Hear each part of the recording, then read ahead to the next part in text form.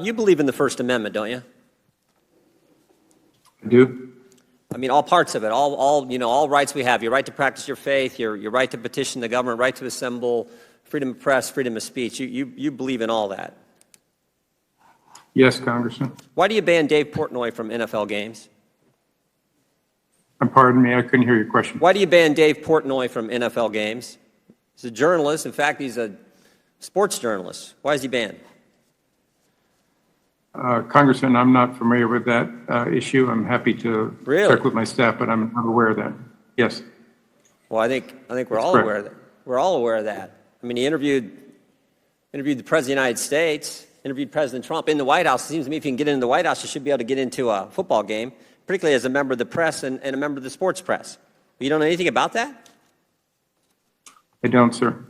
Do you agree with the Washington Redskins' decision to fine Jack Del Rio $100,000? That was the decision that was made by Coach Rivera. Again, as I stated earlier, they are responsible for monitoring and managing their own workplace. He made that decision on his own. I did not speak to him. I have great respect for Coach Rivera.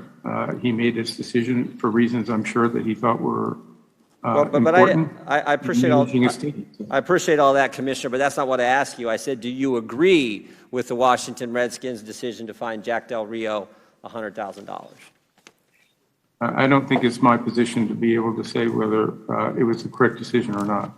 Well, Coach Rivera, in his statement when he fined his assistant coach $100,000, he said Del Rio, quote, does have the right to voice his opinion as a citizen of the United States, and it is most certainly his constitutional right to do so. I don't know if that's actually accurate anymore, because if you do voice that, you end up getting fined and have to write a check for $100,000. Does that concern you? I, again, have great respect for Coach Rivera. I presume that he had reasons for doing what he did, and I'm sure he took a lot of factors into consideration there. Last year at the start of the season, I'm looking at the New York Times article, a piece from September 5th, 2021. Last year, start of the NFL season, you made this statement. You said, "We, the National Football League, encourage all to speak out and peacefully protest." Did you really mean that when you said that, Mr. Goodell? Yes, I think people are always responsible for what they say and what they do, but yes. And when you said you encourage all to speak out, you meant all, not just some. That's correct, Congressman, but you're responsible for what you say. There are consequences for what you do and say in life. Yeah. So it seems to me, I mean, this is the concern I have. It seems to me the NFL encourages all to speak out unless you're Dave Portnoy and not allowed to a game, unless you're Jack Del Rio, you get fined. That is, I think, the concern not only I have, but a lot of your fans across this country have this standard. Does that concern you at all? It always concerns me what our fans think and how they react, but we try to make sure that we're responsible in all our comments.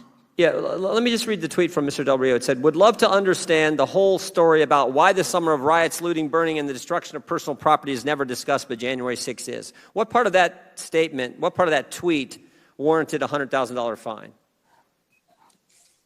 Again, Congressman, I didn't issue the fine. I wasn't part of the decision-making process. Coach Rivera obviously had reasons which he believed were substantial to do that. And I have great respect for him. Yeah, but I mean, this whole hearing is about the NFL stepping in when something happened at the Washington football team's organization, and now we had something that happened in the Washington football team's organization, and you say you had no part of that. You're not gonna comment on it. It's not something that should concern you, but it seems like it should when assistant coach issues a tweet that I think a lot of people would say, you know what, we Republicans condemned the violence that took place in the summer of 2020, and we condemned the violence that took place on January 6th. We've been consistent. I think that was the point the coach was making. He gets fined, and you have nothing to say about it. I am not going to interfere with the workplace decisions that a club makes on a matter like that. That is not something that rises to the occasion, such as the subject that we're talking about today, when you have a workplace that is obviously toxic and unacceptable and unprofessional. And no That one's- is a no much one, different no issue one for me. support, no one supports that, but we do support the First Amendment. And I understand this is a private organization, but the chilling impact when speech is curtailed like this and you get fined for a tweet that you put out, I think that is a concern to all of us. That's why I raise it in the committee hearing today. Madam Chair, I yield back.